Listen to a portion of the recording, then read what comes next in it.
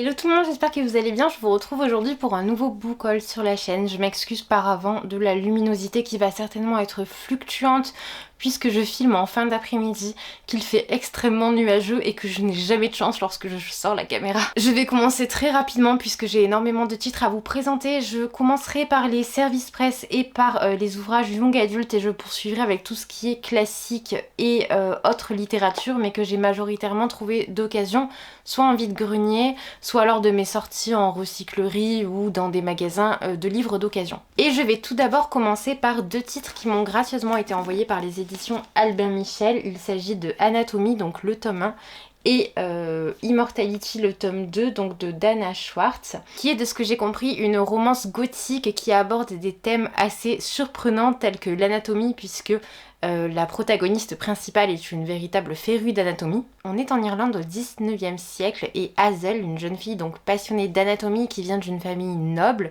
va rencontrer un jeune homme qui s'appelle Jack et qui lui travaille à enterrer des cadavres, donc à la morgue, et tous les deux vont donc lier une relation basée majoritairement donc autour de la passion de la jeune fille. J'imagine que le tome 2 est dans la continuité directe du tome 1, mais je n'en sais pas plus puisque je ne me suis pas encore lancée dans ce premier tome. Ce que j'aime beaucoup, c'est le côté très graphique de la couverture, avec cette reprise du rouge pour faire le cœur et les pans de la robe qui repartent pour représenter les artères. Je trouve que c'est vraiment très très élégant. Et de même pour ce second tome qui reprend donc pour le coup le cerveau, avec vraiment ce côté qui fait très noix. Voilà, moi c'est à ça que je le compare. Je trouve que ça, on a vraiment la forme de la noix. C'est très très élégant, très beau. Je trouve que c'est un très beau travail éditorial qui a été fait de la part des éditions Albin Michel, et ça fait un petit peu réfléchir aussi sur le fait que finalement on n'est pas obligé d'avoir des reliés pour avoir de très beaux ouvrages, bien que je sois très mal placée pour vous dire cela, puisque l'ouvrage suivant que je vous présente, il s'agit de Cœur de sorcière de Geneviève Gornichec, que je ne me souviens pas vous avoir présenté. Alors peut-être que ça a été le cas, donc je vais passer extrêmement vite dessus. On est sur un roman qui se base sur la mythologie nordique, qui est une mythologie que je connais extrêmement mal. C'est publié chez les éditions Sabran. Alors je ne sais plus si Sabran est une branche de De Saxus ou si on est vraiment à part, donc je ne vais pas me mouiller et simplement vous dire que c'est publié chez les éditions Sabran et qu'on suit une jeune femme qui est une sorcière. Voilà, je n'en sais pas beaucoup plus, mais je le découvrirai, je pense, assez rapidement, avec un peu de chance. Et c'est un ouvrage que je me suis procuré et que je n'ai non pas reçu. J'ai été une nouvelle fois extrêmement gâtée par les éditions Glénat. J'ai reçu le tome 4 de La sorcière aux champignons, qui est un petit shoujo que j'apprécie beaucoup. Je suis désolée, la luminosité est terrible, vraiment à cette heure-ci c'est une catastrophe. Je vous montre la couverture. Donc comme je vous disais, c'est un petit shoujo très doux qui met en scène une jeune fille qui est une sorcière et qui, lorsqu'elle marche sur son passage, voit pousser tout un tas de champignons, et donc tout le monde pense qu'elle est maudite et elle s'isole donc dans la forêt où elle vit majoritairement avec des animaux. C'est un roman très touchant sur la différence et j'aime beaucoup cette saga, donc je suis curieuse de connaître la suite. Une autre suite de saga, donc je vais passer rapidement aussi, il s'agit de Pour le pire de Taro Nogizaga, donc toujours chez les éditions Glénat. Là on est donc, je dirais, dans une sorte de thriller psychologique où on suit Arata, qui est un homme qui travaille aux services sociaux de sa ville et qui va rencontrer Shinju. Donc c'est une détenue qui est accusée de meurtre absolument sordide, et lui va la rencontrer pour protéger un des jeunes garçons qu'il avait donc aidé, enfin recueilli dans le centre dans lequel il travaille. Et donc pour préserver ce jeune homme qui entretient une correspondance très régulière avec cette criminelle, il va prendre sa place et se faire passer pour lui. Sauf que un véritable jeu d'échecs va s'amorcer entre les deux protagonistes, jeu d'échecs assez périlleux. Et voilà, et cet homme donc va se rendre compte que finalement tout n'est pas gagné. Ensuite, toujours et encore de la part des éditions Glénat, je vais commencer par celui-ci, dont je vous ai pas encore parlé de cette saga sur la chaîne. J'ai reçu le tome 8 de Sakamoto Days de Yuto Suzuki. J'ai adoré les 7 premiers tomes, je les ai adorés, ça faisait longtemps que je n'avais pas autant apprécié un shonen. Je pense que le dernier que j'avais vraiment aimé avec la même puissance, ou tout du moins apprécié avec la même puissance, c'était Tokyo Revengers, donc où vraiment les premiers tomes avaient été une grosse claque. Excusez-moi, encore une fois la luminosité est mauvaise. Donc je vous montre les couvertures, j'adore les dessins en plus. Mais donc on est vraiment sur une histoire complètement rocambolesque où on suit donc Sakamoto, qui est un ancien assassin qui a repris une espèce de supérette avec sa femme, et en épousant cette femme il a pris un certain nombre d'engagements, notamment celui de ne plus jamais tuer personne, sauf qu'il va se retrouver recherché en permanence par tout un tas d'assassins, tous plus bizarres les uns que les autres. Et petit à petit, donc d'autres personnages vont venir se greffer à la famille Sakamoto. Et c'est vraiment super, c'est drôle, c'est bien dessiné, c'est bien maîtrisé. Les phases parce qu'il y a des phases de combat, elles sont pas trop longues non plus. J'adore cette saga, je suis très contente d'avoir reçu le tome 8 et j'ai hâte de lire la suite. Et ensuite j'ai reçu, donc c'est le dernier titre de la part des éditions Glénat, Night with the Cat de Kyoryu Z, j'espère que ça va niveau prononciation, qui est donc un manga qui a quelques touches de couleur, voilà, qui reste très sobre mais quelques touches de couleur. Et qui va parler donc d'un petit chat. Le protagoniste principal, c'est un personnage masculin qui s'appelle Futa, qui est absolument fou du chat de sa sœur et qui, dès qu'il sort du travail, fonce pour le rejoindre et se surprend toujours à découvrir de nouvelles facettes chez ce chat. Donc j'imagine que ça va être un texte extrêmement doux. J'aime beaucoup les mangas sur les chats, voilà. Je sais que c'est souvent la même chose, mais personnellement j'aime bien. On retourne chez Albin Michel avec Rachel Carson, Le monde doit savoir d'Isabelle Colomba, qui est un ouvrage publié dans la collection, alors je crois que c'est Destin si je me rappelle bien, et c'est vraiment une collection que j'aime énormément, puisque la plupart du temps les personnages qui sont mis en avant sont des femmes qui ont participer à changer le monde. Il y a aussi des textes sur des hommes, hein, mais le plus souvent on a vraiment des récits de scientifiques, d'artistes, de portraits de personnes qui ont véritablement contribué à changer la face du monde. Et donc dans ce récit on va suivre l'histoire de la première lanceuse d'alerte, et je dois reconnaître que je n'en sais pas beaucoup plus, donc on va lire le résumé ensemble. Année 1920, Rachel, qui grandit dans une fermette de Pennsylvanie, sait déjà que plus tard elle écrira pour raconter la beauté de la nature qui l'entoure. Inscrite à l'université grâce au sacrifice de ses parents, elle se découvre une passion pour la biologie, mais elle devra lutter afin de se faire une place en tant que scientifique dans un monde d'hommes. Devenue autrice à succès, Rachel décide d'utiliser sa notoriété pour dénoncer dans son premier essai, Printemps silencieux, les ravages du DDT, un pesticide qui met en péril toutes les vies. Les mots, pense-t-elle, sont parfois le pouvoir de changer le monde. Voilà, ça a vraiment l'air super, et je sais que tous les titres de cette collection m'ont apporté quelque chose et m'ont permis de découvrir des destins bouleversants et de me plonger plus assidûment dans la découverte de ces personnes. Ensuite j'ai reçu, donc cette fois chez Albin Michel toujours, mais dans leur collection BD, j'ai beaucoup aimé les 3 premiers titres de leur BD, il faut absolument que je vous en parle dans un avis lecture. Donc Le soleil de minuit de Francesca Dello Modarme, qui donc est une BD, alors je vous avoue que j'en sais pas plus, j'ai simplement ouvert le colis, mais par contre j'aime énormément les illustrations parce que je l'ai tout de même feuilleté un petit peu. En 4e, on a donc l'équilibre entre la lumière et l'obscurité repose sur 2 jeunes sœurs, Belle, gardienne du jour, et Sam, gardienne de la nuit.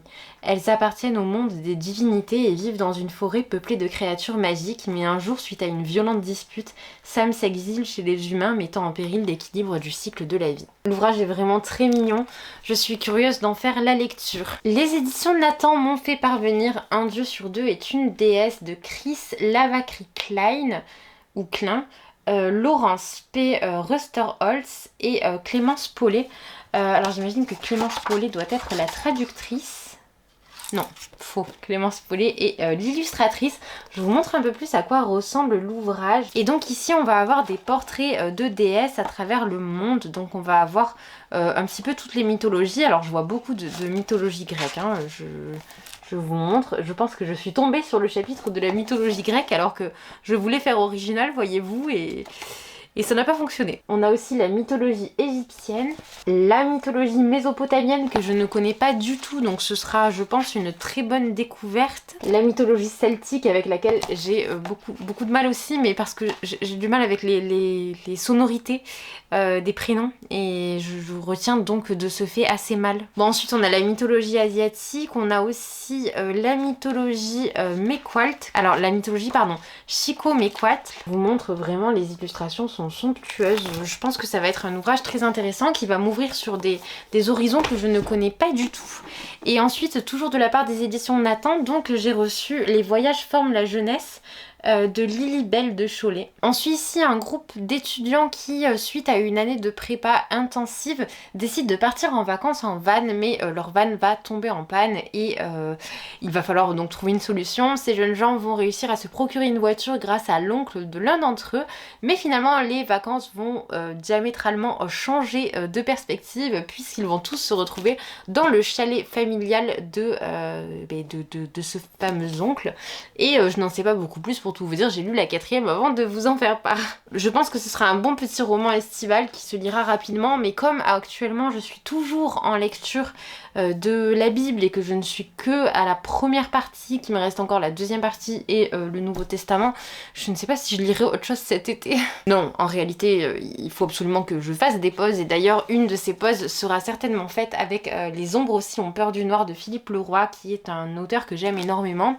J'avais lu Dans la maison il y a quelques années, donc c'est publié chez les éditions Rajo. Je vous montre un petit peu le travail éditorial qui est sobre mais très efficace. Les romans de Philippe Leroy sont des thrillers et j'aime beaucoup ça en young adulte, je trouve ça très divertissant, ça fait vraiment partie des livres sur lesquels je fonce quand j'ai besoin de faire une pause, vraiment de m'arrêter et de lire quelque chose d'immersif, de prenant. Et comme j'aime beaucoup, alors j'aime pas du tout les thrillers en adulte curieusement, mais comme j'aime beaucoup les récits un petit peu frissonnants mais qui ne me glacent pas non plus et qui ne sont pas très descriptifs en matière de choses que j'ai du mal à lire, pour moi le young adulte dans ce domaine-là est parfait. L'été dans les gorges du Verdon. Au cours d'un vol en wingsuit avec son père, le jeune Mathis Chamberlain percute une falaise à 200 km/h. Les secours ne retrouvent pas son corps. Mathis réapparaît la nuit suivante, indemne. Pour certains c'est un miracle, pour d'autres c'est un fantôme. Pour sa copine Eddie, la vérité se trouve dans les souterrains du château de Chamberlain qui semble peuplé d'ombres inquiétantes. Je pense qu'on sera encore dans ce fameux jeu, à savoir y a-t-il du fantastique ou pas dans le récit, c'est quelque chose que j'aime beaucoup. Très récemment est paru chez la collection R le dernier livre de Victor Dixon, donc le tombeau des immortels. Il me semble qu'on sort radicalement de la trilogie principale et qu'on part sur autre chose, puisque c'est Vampiria America et que jusque là nous étions en France sous la cour donc de Louis XIV. Là on part sur quelque chose de radicalement différent. 6 desperados sans rien à perdre, une mission à haut risque dans le plus grand nid de vampires des Amériques. Ils sont 6 et ils se nomment les Desperados parce que les suceurs de sang leur ont tout arraché. Guidés par une mystérieuse sorcière, ils s'introduisent dans le bal pour tenter l'impossible, séquestrer les débutants et faire payer le pouvoir vampirique. De cette mission suicide au cœur de l'enfer dépend non seulement leur sort à tous les 6, mais aussi celui des Amériques entières. J'en ai terminé pour tout ce qui est service presse et romans young adulte, donc je vais passer à mes achats, mes seuls achats neufs de ce mois-ci, en dehors de l'ouvrage que je vais vous montrer de chez les éditions Sabran. Il s'agit donc je vous en ai parlé juste avant, donc l'Ancien Testament, la 2e partie, donc dans la traduction œcuménique, et la Bible, le Nouveau Testament, et je suis absolument désolée une nouvelle fois pour cette luminosité affreuse. Je vous aurais bien donné un ordre d'idée sur mon avancée dans la lecture de la première partie de la Bible, enfin en tout cas suivant la division choisie par le livre de poche, mais il est en bas. J'ai lu à peu près 500 pages, en sachant qu'il en compte 1000. Cette seconde partie, je me permets d'appeler ça de cette façon, bien que je ne sache pas vraiment comment soit faite la division, mais elle est faite par livre, donc les livres sont simplement regroupés, je pense. Là, celui-ci fait 811 pages et le Nouveau Testament, qui est donc en revanche complètement à part et beaucoup plus bref, fait 427 pages. Je passe maintenant aux ouvrages d'occasion. J'en ai 2 à vous présenter que j'ai reçus il y a un petit moment, mais dont je ne vous avais pas parlé parce que je ne pensais pas que le sujet vous intéressait, mais certaines personnes m'ont envoyé des messages sur Instagram pour m'en parler. Donc les 2 ouvrages qui traitent de Sid Vicious, que j'avais donc en fond dans mon petit chariot, ce sont ces 2-là. Donc le premier c'est Sid Vicious, chronique d'une rockstar suicidée, publié chez Camion Blanc, donc par Malcolm Butt. C'est un ouvrage qui compte, qui ne compte pas de photos ou très peu, à la différence de l'autre qui reprend donc toujours la police d'écriture, la typographie des Sex Pistols. Ici, donc je ne l'ai pas encore lu, mais donc on reprend donc toute l'histoire avec la mort de Nancy, qui est donc morte, enfin retrouvée morte poignardée dans la chambre d'hôtel qu'elle partageait avec Sid Vicious à ce moment-là. C'est un livre donc qui s'achève avec avec l'arrestation de Sid, mais qui débute en tout cas avec le début de sa carrière et comment Sid Vicious rejoint les Sex Pistols. Et j'imagine que là c'est un petit peu pareil. Sid Vicious, l'icône du punk, par Alan Parker. Ce livre, il était à vendre à des prix exorbitants sur Vinted. J'avais discuté avec une personne qui le vendait extrêmement cher et j'avais finalement renoncé à l'acheter. Et complètement par hasard, il s'est retrouvé disponible sur le site de Gilbert Joseph à un prix vraiment dérisoire. Je crois que je l'ai payé 3 €. Et donc là on a Sid Vicious, icône du punk, phénomène culte mondial, accusé de meurtre, mort d'une overdose d'héroïne à 21 ans, l'heure de la vérité a sonné, qui a vraiment tué Nancy. Donc j'imagine que c'est une enquête autour de Nancy, mais au vu de la présentation, je vais essayer de vous montrer ça, des photos présentes. Je pense qu'on reprend un petit peu également toute l'ascension des Sex Pistols, leur création. Et voilà, on a vraiment beaucoup de photos de Sid et je suis impatiente de les lire, voilà. Lors de mes déambulations en vide-grenier, j'ai trouvé 2 livres de Françoise Sagan. Il s'agit de Derrière l'épaule et Un chagrin de passage.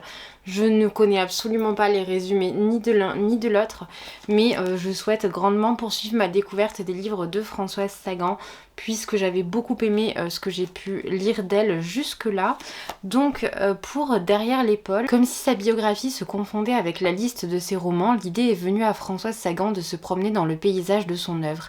Idée amusante et parfois cruelle qui l'entraîne dans une flânerie mélancolique à travers Profil perdu, Chagrin de passage, Lit défait et Bleu à l'âme. Cancer des poumons, le médecin est formel. Dans 6 mois, Mathieu Casavel, 40 ans, architecte, sera mort et enterré. Cruauté suprême, septembre a aujourd'hui des allures estivales et Paris resplendit. Dès cet instant, Mathieu décide de démêler l'écheveau de sa vie. Aussi se tourne-t-il naturellement vers les femmes qui ont peuplé son existence. Sonia, sa ravissante et stupide jeune maîtresse, Hélène, l'épouse dont il s'est éloigné depuis longtemps, Mathilde, la seule femme qu'il ait vraiment aimée et qui pourra peut-être modifier la piètre image qu'il a soudain de lui-même. Voilà, donc ce sont des titres qui sont écrits extrêmement gros, comme souvent dans les romans de Sagan, qui en plus sont assez courts, donc ça se lit très vite. Je poursuis donc avec mes trouvailles vide-grenier avec Bas les voiles de Chador Javan, qui est un ouvrage que j'ai déjà lu, qui est un petit manifeste contre le port du voile, que ce soit en Occident ou dans les pays encadrés par la loi islamique. Elle explique ce que ça représente pour une femme, le port du voile, ce que ça représentait pour elle, ce qu'elle a eu l'impression qu'on lui ôtait, l'impératif que c'est dans son pays d'origine. Et voilà, elle fait tout ça d'une façon à la fois politique, philosophique et aussi avec une très belle plume, donc avec une dimension littéraire. C'est vraiment un ouvrage que je vous recommande si la question vous intéresse. Ensuite, j'ai également trouvé Mademoiselle L, c'est d'Arthur Schnitzler. J'étais très contente de trouver ce titre puisque je le trouvais en très très bon état. Ce sont les dernières éditions du livre de poche, elles sont très élégantes, j'aime beaucoup les couvertures. Alors, une jeune fille de la bourgeoisie viennoise en villégiature avec sa tante dans un palace italien apprend que son père, ruiné à la suite de malversions financières, ne pourra être sauvé du déshonneur et de la prison que si elle parvient à soutirer à un ancien ami de la famille, le marchand d'art d'Ordzé, une somme importante. Celui-ci lui promet l'argent à la condition qu'il puisse la contempler nue. Je me demande comment une telle thématique va être traitée, mais je suis très curieuse encore une fois de le découvrir. Je peux vous dire ça sur tous les ouvrages, je me répète beaucoup dans les book-hauls. Alors, un ouvrage que j'ai également trouvé, je crois, en vide-grenier, D'autres vies que la mienne, d'Emmanuel Carrère, qui est un ouvrage sur lequel je ne me serais peut-être pas penchée si Amélie Nothomb n'avait pas fait vraiment un éloge très important dans une de ses interviews données il y a quelques années. Je crois que c'était à Combini, où elle présentait les ouvrages qu'elle avait le plus relus dans sa vie, et donc D'autres vies que la mienne en faisait partie, et elle soulignait donc l'amertume qu'elle avait pu avoir lorsqu'elle avait lu ce titre, en se disant que Emmanuel Carrère parvenait avec beaucoup de justesse à parler de la vie des autres, tandis que la luminosité a encore dû fluctuer puisque cette fois l'appareil a surchauffé parce parce que vraiment il fait une température insupportable là tout de suite. Donc je vous disais que cet ouvrage, donc je me l'étais procuré suite aux recommandations d'Amélie Nothomb, même si je suis tombée dessus par hasard. Et je n'en sais pas beaucoup plus, je ne vais pas vous lire la quatrième parce que j'aimerais bien y aller un petit peu sans savoir de quoi ça parle et découvrir par moi-même. Voilà, je vais essayer de me dépêcher un petit peu puisque comme je vous le dis, mon appareil photo ne collabore pas du tout aujourd'hui. Alors c'est le résumé qui m'a tenté puisque je ne connais absolument pas l'autrice. J'ai trouvé 24 heures d'une femme sensible de Constance de Salm. Alors, véritable petit bijou, ce roman épistolaire publié en 1824 se présente comme une variation sur la jalousie et ses affres. Confrontée à l'image obsédante de son amant disparaissant dans la calèche d'une autre beauté au sortir de l'opéra, notre héroïne tente de comprendre et de calmer les mille émotions qui l'assaillent. Au cours d'une nuit d'insomnie et d'une journée perdue à guetter un signe de celui qui, semble-t-il, vient de la trahir, elle ne trouve d'autre consolation que de lui écrire. 44 lettres pour dire 24 heures de fièvre, de doute et de désespoir. Cet unique roman de Constance de Salm bouleversera tous les amoureux de Stefan Zweig et de Marcel Sauvageot. Alors je ne connais pas Marcel Sauvageot, mais je suis très curieuse de lire ce roman épistolaire qui est, comme vous pouvez le voir, extrêmement bref puisque ce sont des lettres. Ensuite, j'ai trouvé un livre de Mauriac qui est Le nœud de vipère. Alors non, ce n'était pas l'argent que cet avare chérissait, ce n'était pas de vengeance que ce furieux avait faim. L'objet véritable de son amour, vous le connaîtrez si vous avez la force et le courage d'entendre cet homme jusqu'au dernier aveu que la mort interrompt. C'est un ouvrage qui est dans une très très vieille collection, mais très honnêtement, je pense que le confort de lecture va être bien présent. Je l'ai trouvé celui-ci, je crois, dans les occasions chez Cultura, donc il m'a coûté un peu plus cher que tous les livres que je vous ai présentés jusque là, mais ça restait une bonne affaire, donc je me le suis procuré, même si j'ai pas mal de livres de Mauriac dans ma palle. Je termine avec deux titres. En finir avec Eddie Bellegueule d'Édouard Louis, qui est une histoire que j'ai déjà lue, qui est très puissante, donc on retrouve vraiment tout ce qui est très cher à Édouard Louis, donc c'est vraiment des récits autobiographiques, donc on pourrait bien plus dire une autobiographie, mais avec une dimension très sociologique, une véritable étude des mœurs en parallèle de ça. Là on va beaucoup parler de la question de l'homosexualité masculine dans les années 2000 je pense, puisque c'est au moment de son collège, mais aussi de la maltraitance qu'il a subie durant ses années scolaires. Et enfin, je termine ce book haul avec Betty de Tiffany McDaniel, que vous connaissez forcément et que vous avez dû voir passer un peu partout puisqu'il a reçu de très très nombreux prix. C'est un ouvrage publié chez Gallmeister, ici dans la collection Totem, mais il existe également en grand format. La petite indienne, c'est Betty Carpenter, 6ème de 8 enfants parce que sa mère est blanche et son père cherokee. Sa famille vit en marge de la société. Avec ses frères et sœurs, Betty grandit bercée par la magie immémoriale des histoires de son père, au cœur des paysages paisibles de l'Ohio. Mais les plus noirs secrets de la famille se dévoilent peu à peu pour affronter le monde des adultes. Betty découvrira le pouvoir réparateur des mots. Alors c'est un ouvrage que j'ai trouvé, il me semble, pour 50 centimes sur un vide-grenier, et vraiment je suis impatiente de le lire malgré le fait que beaucoup de personnes soulignent la violence de ce livre, notamment pour les scènes sexuelles, puisqu'il y a apparemment des viols explicitement décrits. C'est quelque chose qui me fait assez peur, mais en même temps je suis curieuse de découvrir cet ouvrage et la thématique m'intéresse aussi beaucoup, donc je vous dirai rapidement ce que j'en ai pensé. Comme d'habitude, n'hésitez pas à me dire si vous avez lu certains de ces livres et si vous les avez appréciés, lesquels vous me recommandez de lire en premier. Je serai ravie de voir vos commentaires. N'hésitez pas aussi à mettre un petit pouce en l'air et à vous abonner si ce n'est pas déjà fait. Et d'ici la prochaine vidéo, je vous souhaite une très bonne journée ou une très bonne soirée. Je vous dis à bientôt.